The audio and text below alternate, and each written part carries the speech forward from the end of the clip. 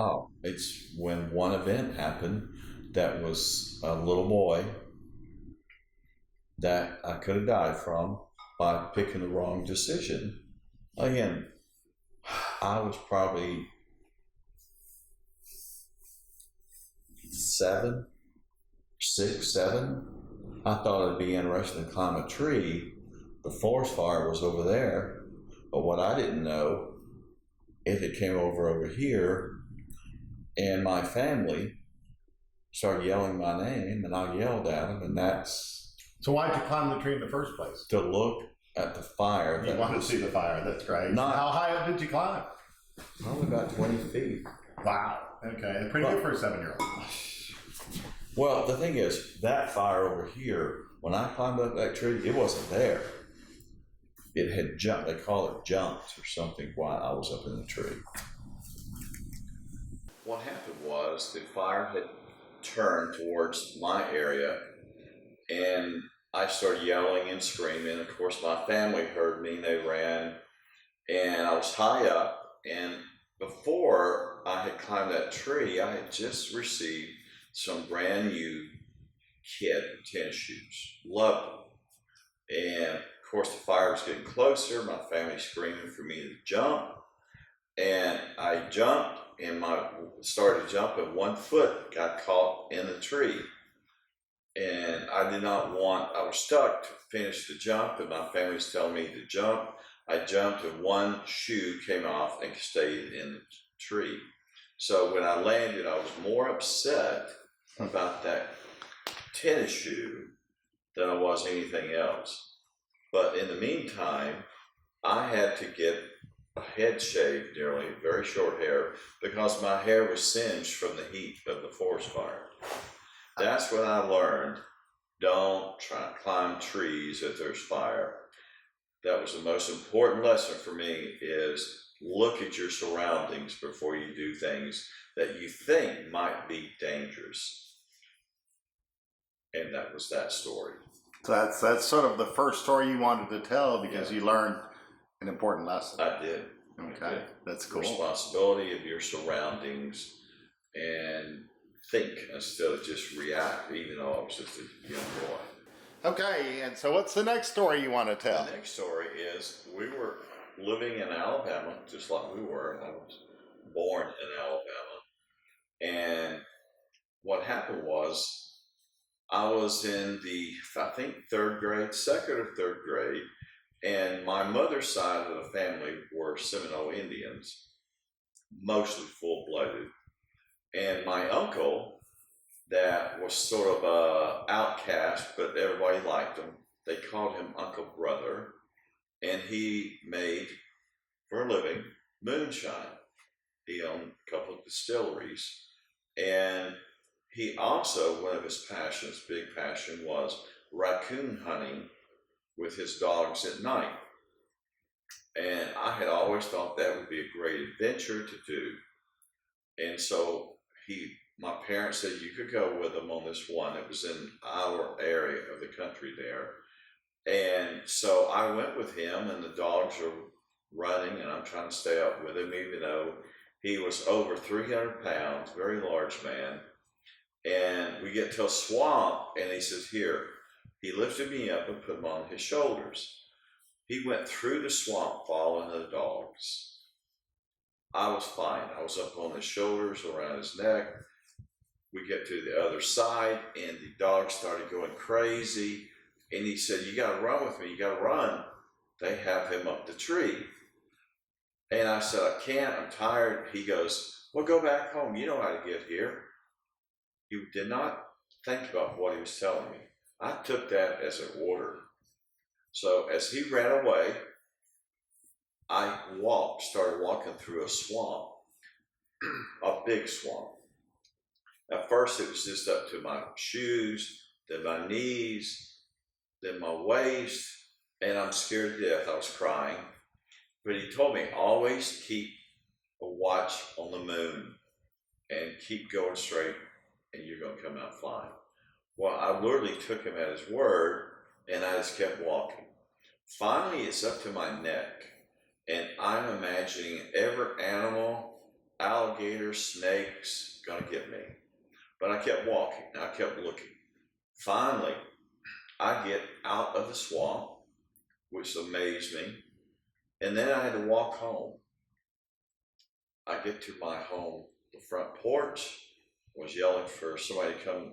I did not want to walk in the home because I had every kind of brush and weeds all over me. Of course, my father and mother ran out, saw the shape I was in. They thought I had been hurt, and where was my uncle? About that time, we could hear him screaming my name. And my father said, go in, your mom's going to clean you up, but I'm going to wait here for Uncle Brother. Well, he comes running up to our home, screaming and crying. He's lost me, and it's all his fault. We could all hear him. And my father said, why would you tell him to walk through a swamp? And he said, oh my God, he did not. My father said, yes. And he panicked. He goes, no, he's home. He's getting a shower. And my uncle couldn't believe that I walked through that swamp. And to the rest of his life, he put me up on this high little hill that when I would meet people, he would say, that's that little boy that went through this swamp with nobody to help him. And that was one of my early things that I really didn't want to do, but I had to do, and I felt like it needed to be done, so I did, even though I was a very small child. How old were you? Around 7. So you were very young. Very young, very young. Yeah. But it's amazed me that all the way up to he passed, that he would brag on me for walking through that swamp. As I would tell him I was so scared, but I didn't know what else to do other than keep walking, like he said. Because you had to keep the moon at a certain point. I had to keep moving. The moon, you had to keep it at a certain point. I had to keep the moon. Luckily, I could see the moon, even though there was trees all over the place. And a couple of times I actually went underneath the water, but it was not a big hole, just enough for 1 foot to step in, made me go under, and I would pop up. Oh, but that made you happy. Oh, it was terrible because I was up to my neck. So I remember that, but I remember what distinctly comes in my mind, I learned I had discipline. And I'll remember till the day I died, that was the time I knew that I had a discipline for trouble that was endangerment to me or somebody else. And I remember that all through my life in situations that presented itself to where I had situations like that, a calmness, I didn't panic. And my uncle and my father said the reason why I was alive is I didn't panic, or I could have drowned. So how old are you now? I am 65. Yeah, so you're 65 years old. How much do you weigh? 205. And how tall? 6'1.5". Let's see you flex. Let me see your arm. I see good muscle there, sir. So I'm sorry you don't look fat at all to me. So I wish I was in that good shape. Do you have a quarter? I'll flip them. No, I'm just kidding. Yeah, you could probably do that. Okay, so we. There we go. Go ahead. My father, I had friends, and I remember a second thing that we had there. They all had horses. I didn't. They would pick me up. We'd go ride. And we were never out. It was farm country, so it wasn't like we were way out in the boonies. And somebody heard this family, this old couple had died about 6 or 8 months ago, but the son left all the furnishings in this old home. And so we were going to go and explore this home because he did not like it. And nobody had been in there in all this time. So we rode horses there. Remember, we were young. We were probably 3rd grade, 4th grade. And we get there, and everybody's being brave because the other person's you're trying to feed off each other as far as being brave. We left the horses outside. We walked through the door. The back door opened. And in those days, a long time ago, you come through the back door and could see straight down the hall to the front door, through the front door. So we opened up the back door. It had a porch. We went through the back door, went walking. Everything looked fine. We get up to where they called it the main room, the bedroom, and walked in, and there was this bed, big bed, and it was furnished. Everything was like it was after they take the bodies out. The son had left the house completely the way it was, and we could see where the sheets had been thrown back, rumpled up, and some things had been thrown down on the floor. So we were intrigued by that, a little scared, but intrigued by it. And so all of a sudden, we're standing in this room. We start hearing these loud steps coming from that kitchen in the back of the home. By the time it got close to us, we were petrified.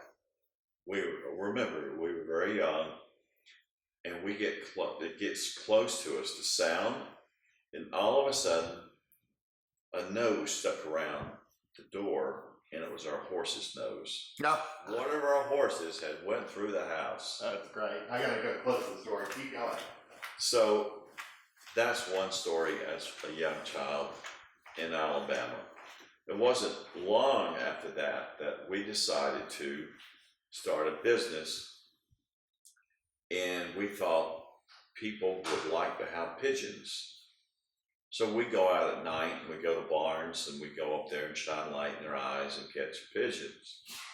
It sounded great, but we did not know if a pigeon stays in a certain spot, in a cage or anything else, they consider that their roosting place. It wasn't long, we started selling these pigeons to people, don't know why, but all the pigeons that were being sold would come back and roost around our home. And what happens when pigeons stay in one place very long? Bird poop was everywhere. My father was furious. We had to get rid of those pigeons. That was a bad deal for us. Had to give the money back to the people that paid for the pigeons. So that was one little business that we realized was not for us. So my father, as I shared with you, was a home builder. His best friend, he built a home for. His friend said, had a big check coming. My father went up building a whole house. Bottom line, he reneged, moved in, and my father was this floorboard that this happened on the way to that house to collect his money. He had a massive heart attack. He nearly died 2 or 3 times. He was in coma, self-induced comas and all that. He was never able to work again. So his family owned a bunch of farmland in Alabama and Florida. And my grandmother, his mother, said it's better for you guys to go to Florida because this person is still living here. And she was afraid my father might take his life. So out of nowhere, we had to say goodbye to all of our friends and move to Florida. We had not ever been there to look at this property. When we arrived, there was no town around. There was nothing but this home and farmland and woods for as far as you could see. Our nearest neighbor was over 2 miles. We arrived there, and I remember crying for days and days. How old were you at the time? That was the 4th grade. Okay. So just So, a kid.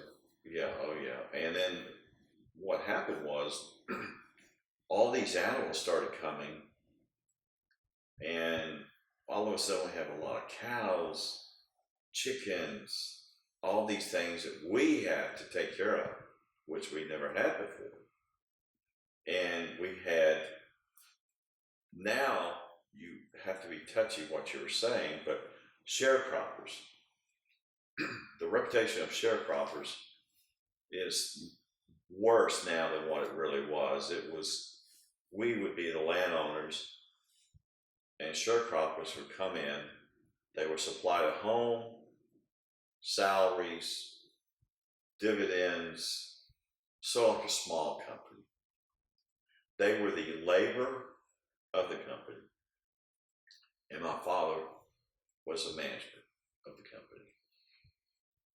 That seemed like an easy deal until your father feels like you need to be trained how to do hard work also, which we had never done. So we had to go out, work in the fields with the sharecroppers, their children or them. They all worked in the fields. I thought I had died and went to hell. I was so unprepared for that. But the sharecroppers we got along great with. The wives or moms of the kids cooked great food, but there was a rule: we could never eat in their home. To this day, I don't know why, but it was a rule: you never ate in their home. But there was a hierarchy that you just didn't do things back then that was not forbidden, but was looked down on. So he loved these people. They loved him. But he did things underneath the radar, like making sure they have enough food and dessert. He would always make sure they got more than what they have ever gotten before. When he came in and took over, he made sure that what we got, they got when it came to vegetables or fruit or anything like that. And that's the reason why I feel so many of those people, not black people, but people that we were affiliated with, came to his funeral. He was not a racist, and it was a time of racism. Mm-hmm. We're talking in the 60s and early 70s. That's the reason why I got beat up and put in the hospital. They were marching on a new high school that we opened up, and Martin Luther King's wife was not. She set it up, but he was already gone. But they rushed my car, and I had a guy in the car, and they wanted him, not me. But that guy ran, didn't say a word, and I'm standing next to my car going, why are you running? He ran straight into the principal's office. They threw open the door, let him in. We were on lockdown. I didn't know it because we just arrived. And here comes all these black people rushing towards me. And I look back, and there's the principal, there's the guy, just a whole wall of white faces yelling and trying to get me to come. And the time I looked, they were I would say at least a couple hundred people, black people. And I knew I wouldn't have stood a chance to run. But I realized just before they got there, I didn't know anybody. I thought it was people from the school. I didn't see anybody. They rushed me just like a bull, hit me, knocked me down. They were kicking me, hitting me. There were so many that I couldn't even feel. I got to where my breath was constantly being knocked out of me. I was kicked, stomped, and they picked me up, and I was subconsciously, I was bleeding from everywhere, my ears, head, and they lifted me up, and all of a sudden this loud voice said, "Hold him." And they saw this person was about 20 feet away, and I lifted my head up to see who it was. And they parted, and that girl was standing there, a very light complected black girl, very pretty, and she had a purse. And I heard a click, and she steady walking to me, and everything got real quiet. And I thought, that click, I thought, my God, that's a gun. And it wasn't. She pulled it out. It was a switchblade. And she got her head down with her eyes looking at me, this wildest madman look. And I'm standing up like this, and I got blood in my face, ringing in my ears because I've been kicked in my ears. And I looked, and over to my right was one of the sharecropper's son, whose name was Jerry, who we played together. I knew him. And I yelled, Jerry, help me. Tell him to stop. And Jerry looked at me, had this horrifying look, and he was crying. And he did his head this way and walked away. And she's walking, and she gets real close, and I'm doing everything to get back. And she said, hold him, let me stick him. And I just went, because I knew she's going to cut me. And all of a sudden, this loud, unbelievable loud voice dropped that boy. Well, what happened was a state trooper, last name Kilpatrick. I'll remember him to the day I die. Red-headed, freckle face. He had his gun down, drawn. He said, drop that boy now. And they said something. He says, mm-mm. And he said, you don't want to do this to me. And he had his gun pointed right towards me or towards that girl. And whether it was Martin Luther King's wife, I don't know. I didn't see. I just supposedly what was reported. They yelled, get away, drop the kid, drop the boy. And he was in a gun shooting stance. I'll remember that because he was just like you see on TV.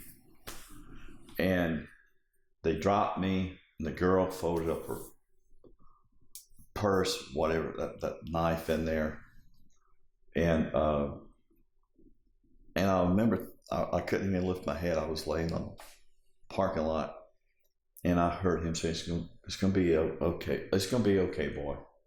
It's going to be okay. You're good. And I remember, the thing I remembered was Jerry left me to be killed. I couldn't get out of my mind. Then I blacked out.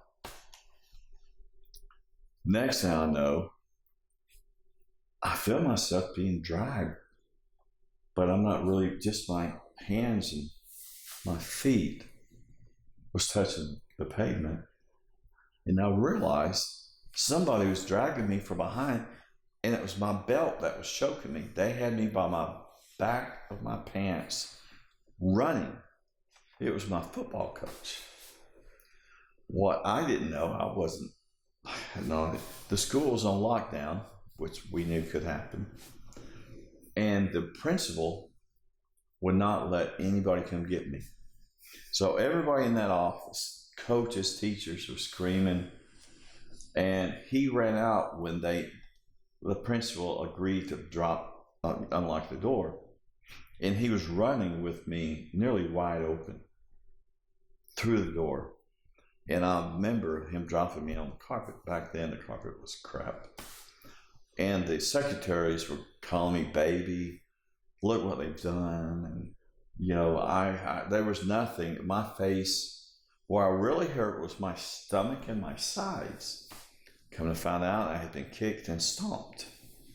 In the stomach, my groin, my balls were, I knew, in my mind, I'm wondering, is one of my balls busted? I remember thinking that. So, bottom line, I passed out. I'm in the hospital, and my parents were out of town, but my older brother was there in a room, sitting over there. And what brought me to is I heard this voice. Couldn't see right away. Look what they've done to my baby. It was Mama Nora. She ran up there, got on the bed, was just, And who's Mama Nora? Mama Nora was our housekeeper. She was the main housekeeper and cook. Because remember, we moved out there, Mommy never had to do any of that stuff. And it was a big farm, a lot of animals. We were new to this. Anyway, Mama Nora and her husband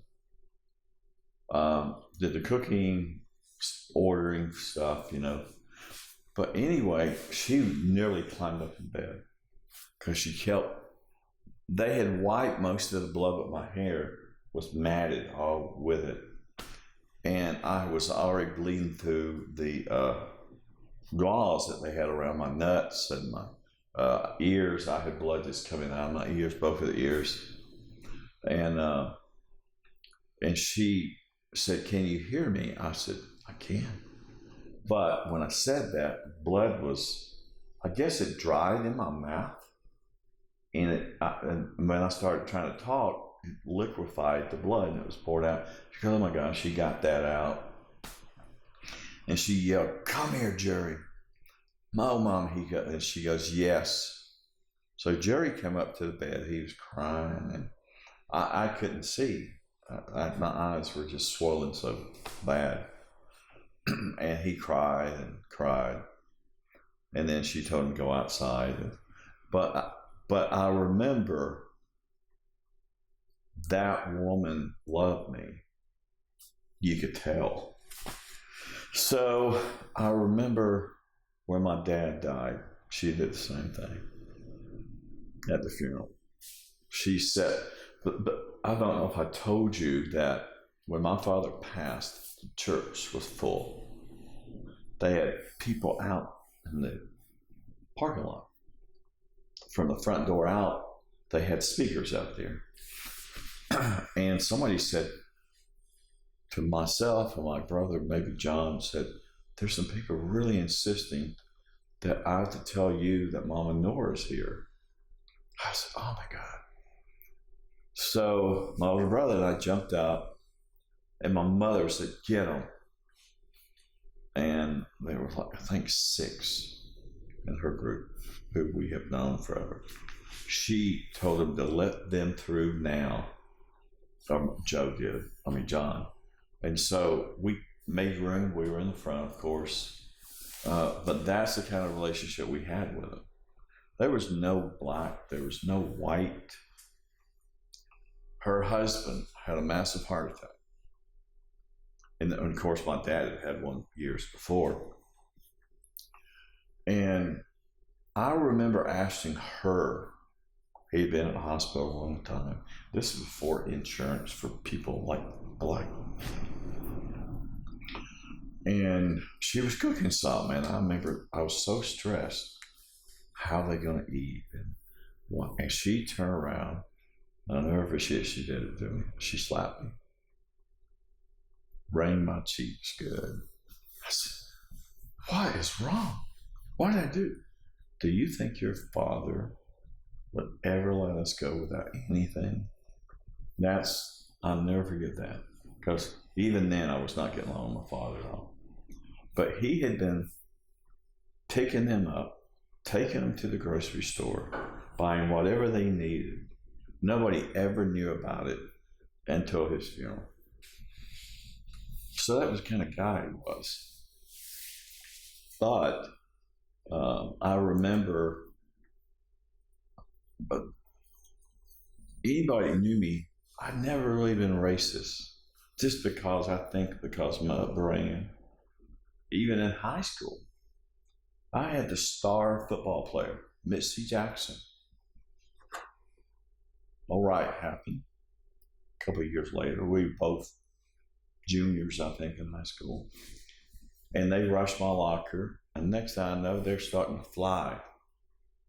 Mitzi was about 4 inches taller, well knew he was going to go Auburn, which he did, running back. And he got death threatened because he helped me. There were so many I didn't have a chance.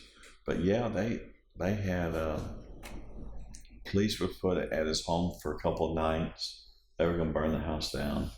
So but he was helping you because you were being rushed by black students? Oh, they were trying. Yeah, we were both at lockers. Back then, did y'all have lockers? Mm-hmm. I was at my locker. We were real close, right? He was there. And so they come out of nowhere. Well, they were walking, but all of a sudden they ran and grabbed me and started wailing on me. He just started throwing them out and all that.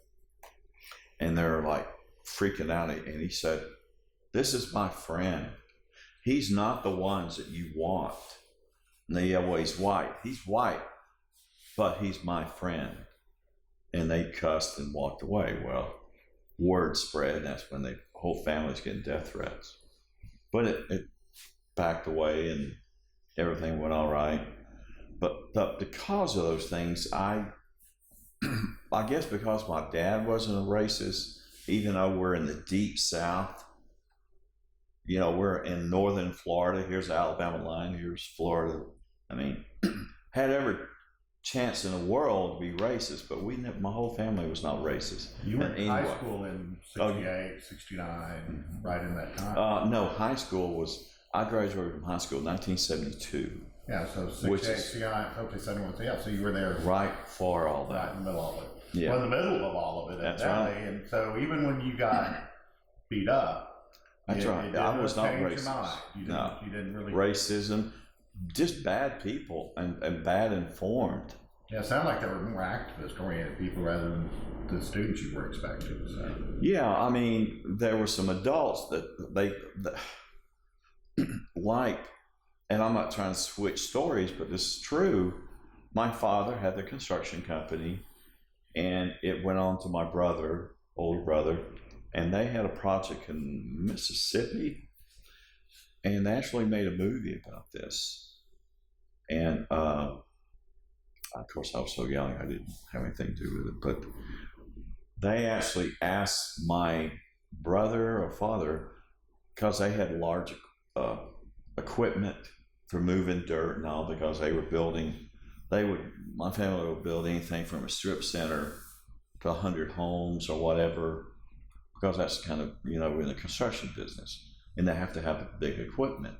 And they were looking for some missing demonstrators that were down from up north. And they made a movie about it, and I can't remember, but Gene. Was that the four boys in the car? That's right. That's right. They ended up being murdered? Yes. I remember that story. Well, whether John did it or not, I remember we were asked that dam to use the excavator or something. I wouldn't know what it was, but to look for them because they knew they were dead somewhere. And of course, they found them in the dam. And that was in Mississippi. And I was looking at colleges. And Mississippi State had wanted me to come for a weekend visit. Okay, I wasn't really wanting to go to Mississippi. But I went. It was all expenses. And I get there, and you got all the girls. And the girls turned me off, to be honest with you, because they were so Southern and so Southern Belle. I was used to beach girls. And so, but I was there, and this fraternity said, come on, go with us, because usually what happens when you get something like this, the coaches turn their head.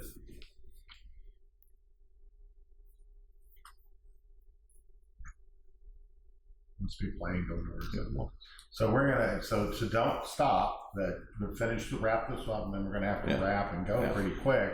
Well, this is good. So go ahead. What happened was, I thought we'd go out to a club or do something, and this truck pulled up, and it was full of guys in the front seat. There's not one back then; it was just the front, one seat in the truck. So everybody jumped in the back of this truck, and little peculiar things. My mom had bought me, with nobody, she didn't want to, but she did, white jeans. Fit perfect, looked great. I remember getting in that pickup going, man, I hope they got something to sit on. Being naive like me, and of course they did. But, of course, they had beer and all that stuff, and I was like, oh, God. I never was in liquor that much, but I sit on the can nearly the whole time.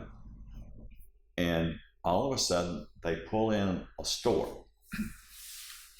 And I was told to stay there, and a couple more guys stayed there. And all of a sudden, they come running out with a cart full of, we had no idea. But they were really being careful with it. And I'm thinking, well, they're buying more beer or whatever. This box was big. And one went in the back of the truck, one went in the back of the front, behind the windshield. I don't know. By then, I was like, I just want to get out of this redneck Pickerwood town. I remember thinking that. And not to mess up my jeans. So, all of a sudden, I noticed we're in residential type area. And then I looked up and I could see big lights and there was some kind of music in it. I went, oh, church. We slowed down. Everybody went to those bags and opened up. I didn't think nothing. And it was cartons of eggs. And they're grabbing them all. And they're giggling. And they're saying, here it gets. I was like, what are you doing? And the parking lot was next to the road. So all these people are coming to their cars. That truck went right up to the edge. Everybody jumped up and started. And about the time that happened, one of the black guys yelled, they're egging us. And people were dropping and running. And these guys threw eggs, hitting them. It didn't matter if it was children, grown-ups. Well, it didn't last very long, but I was just thinking, oh my God, am I ever going? All of a sudden, cars started starting up. And the driver said, hold on, they're coming after us. I'm like, this is not, I remember this. This sounds silly. I said, this ain't going to look good on my resume. I was worried about my resume. And they start after us. There was like 2 or 3 cars. And those lights were staying right with us. And we're turning curves. And in the back of a pickup, you got no seat belts. People rolling up. Those eggs were just throwing all over us. And here comes a red light that they couldn't run. And I'm back. I got egg on my shirt, my back. And my feet were sticking up. So I don't know. And right on the other side, they pull up, the black guys, at the light. We're here. But here comes the police pulled up on the other side. He don't know what's going on. And we're looking, and everybody's ripping the cards up a little bit. I'm like, oh, I started to jump out of the car, that truck. So I'm sorry I missed that last part. So basically, you pull back in the parking lot, you redneck SOBs, you got the heck out of there, got the heck out of that college town, you got the heck out of that state. Well, this was a situation. Was my cousin was a professor at the all women's school, and they had a car. They said, here's a car, go drive. And so I drove around, got out of town. I didn't know where I was. I got off the road, and there was a little highway, but it ran with the big road that I had to get back in to Starkville. And I pulled in, there was a gas station, and I walk in. I was going to get something to drink. And there was nobody behind the counter. I said, I'm trying to get something to drink. They said, look at the box and open it up and get you a drink. It was a Coca-Cola box, back in those days. No electric machines. So I reached in, I went, and it was like a railing. I had to make my way around to pull it out. And I'm like, damn, how old is this Coca-Cola? Because it said Coca-Cola box. She was probably older than me, and I turn around. She was a goddess. To this day, one of the most beautiful girls I've ever seen in my life. She was behind the counter. Did you still have egg all over you? I'm sorry? Did you still have egg all over you? Oh no! I had already been cleaned up. I had already went to my cousin's home, and because I had to see them before I left, just because. So of you got, family. but you I was got, cleaned you got up. rid of those white pants. And everything. Oh yeah. They were ruined. Oh yeah. Yes. So I was cleaned up. It just. So you had this horrible experience, then you met a goddess. Yes, and we start talking, and she had graduated from Mississippi State, and I said, "What are you doing here?" She goes, "I ask myself all the time." I said, "Well, are you married or something?" She said, "No." I said, "Do you have kids?" I'm thinking kids before, No. My family owns this, and I'm here on a break, and I'm trying to decide what I'm going to do with my life. Oh, and about that time, a truck pulled up, and back then they had a carport over it, and you could pull up, get your gas, but you're real close to the front door or whatever that door is. And this guy yelled to another guy, said, "Well, get out, get something to drink, and get your butt back in the truck." And the woman goes, the girl goes, "Oh my God." So I just stepped back because, I'm not. So I had this cold bottle. I remember, I said, "My God, I'd like to." It was water, slippery because it was in water, ice water. And this guy comes in, and he's in his full khaki clothes, the white guy was. And he looked like a bomb. He just looked terrible. Had a big old thing of tobacco, or I don't know what would be there, but and here comes an older gentleman wearing overalls, a black gentleman, pressed, clean. And this white guy said, "Hurry and get your, what over there, get something to drink, and get you one of those moon pies that y'all like." Never forget that. And he goes, he didn't say a word. He went to the drink, got a drink. He didn't get the moon pie. He stood there.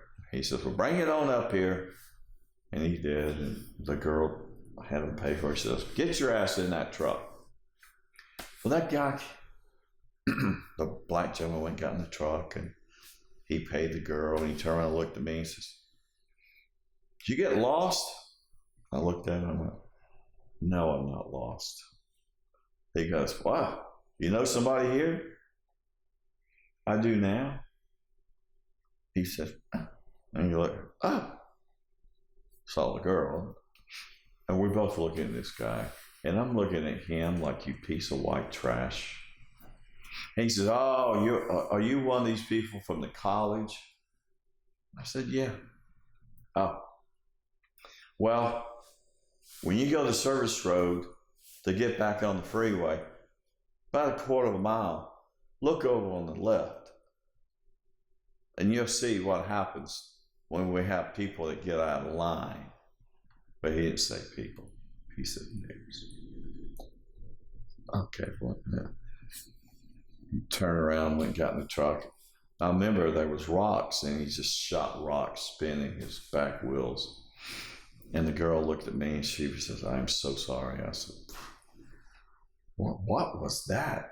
She goes, "This is what lives around here." I said, "Ma'am, what are you doing here?" "My family owns about everything you can see, from farmland to gas stations." I said, "Is your family like this?" He goes, "No." She goes, "No. Thank God." I said, "But you're not going to live here, are you?" She goes, "I'm just trying to get my mind straight where I'm going to live and what I'm going to do. I won't be living here, that's for sure." And I said, "Well, what's that story he's talking about?" She goes, "It's a true story." I said, "What am I going to see up there?" She says, "You're going to see it burnt like a fire. People throw cigarettes out of windows and catch fire. But this is a circle." I said, "So it was a controlled burn or something?" "Yeah." "So what's so bad about that?" She goes, "You'll know when you get there." And I said, "Well, what's going to tell me?" "When you see how well formed that fire was, it was like a circle, and that fire didn't go beyond that circle line." And I'm like, "Ma'am, I don't know." She goes, think about it when you get there and where you're at. So I leave after a few minutes. I'm looking, man. I'm looking. All of a sudden, I see it's dark brown. And I stopped, got out and walked up to it. And it was the controlled, you could tell, controlled burn. And she had told me, look, I think it was to the right, about 2 or 3 feet from that controlled burn grass, there was a shoe. Like a boot shoe, not cowboy, but a burn. And I realized somebody had burned there. And I went, oh my God. And and I'm like, I want out of here. And I remember going back to my cousin's place and her husband, she was the professor at all women's school there. And he was actually a professor at Mississippi State. And they told me, Michael, don't even think about it here. We have tenure here. That's why we stayed. So what I got out of this conversation, which was really just about your life, is that one, this first conversation, we're gonna have more, was one that your near-death experiences started at a very young age. Right? Yeah. And you already had several, so it's not really the 9 lives of Michael Saunders, more like the 18 or 19 lives. The older I got, the little bit better I got. I'm not getting in those bad situations. I guess so, because you were overrun by a few hundred people and had switchblades in your face, and you probably shouldn't be around here today. So that, and the second thing is that that you were growing up in the Deep South at a very tough time, and you saw a lot of the race, the racial riots and the racial problems that were going on back then, which I read about, heard about, but never really saw myself. Imagine your in high school. Irving, Texas. Imagine your high school. By the way, there was a brand new high school. We were the first kids there. We were freshmen. And to have one there I still never got a good answer. Maybe because it was brand new and it was big, but how it was chosen for this march, I never got an answer and never will. But you were in the middle of all of that. In the middle of it, and I was never. Had a father that was very pro-person. Yeah, what do you call it? You can't call it pro-life, pro-back. You just pro-person. That's right. And he didn't care if you were Spanish. Back then, your mother was part Seminole? Yes. Okay. My great-grandmother lived 100 and I think it was 2 or 3. Is it still running? Because I got to make sure. We were forced, we wanted to, but we were forced to sit around Grandmother Merritt. She was blind. She had her own chair, and listen to the old days of the Indians, how they lived, the mistreatment they got. Their only protection was the swamp. And I listened to it, and I used to have the most wondering. This is where I believe I got my gift of telling a complete, true story and not leaving anything out, because she did that. When we kids were listening to her, we visualized everything she would say, because she would even say, there was a dog barking just as they come in, or every little thing to make what she was saying for you to understand at that time what was happening, not just in front of you, but what was going on around you. And I remember that. I used to just, some of the kids, I'm not going to listen to that old blind woman. I was always in front. And I listened to her talk about the mistreatment, the alcoholics, because they were drunks. Like most Indians wound up being drunks and dying young. Well, and there was a lot to it. So we're going to shut down for today. Sure. But We got to go I'm back. going to tell you that the stories that you're saying or that you're telling me have those sort of details in them, and so I get some of that. So do you want to say any last thing before we stop? Just remember where we were, because when there's big stuff happened when I moved to Florida to start living out in the boonies there with all these animals, and I had to learn how to deal with, which was hell. There's big stuff happening on the Florida beach for you about that age too. It was calling. I know. I've heard those stories. I want to hear some more. Yeah. So next time we will do this, and we'll be a little bit better set up for you. Yeah.